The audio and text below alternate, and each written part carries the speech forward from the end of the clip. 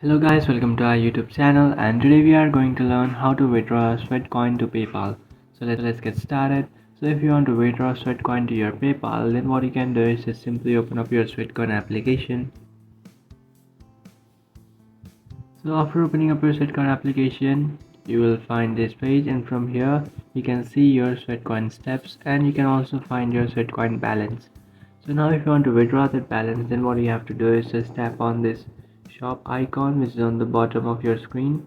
Just tap on it, and after tapping on that icon, now you should find a PayPal option over here.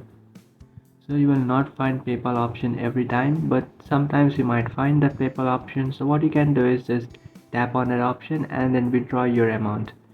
So most of the times you will not find that option, but sometimes you can.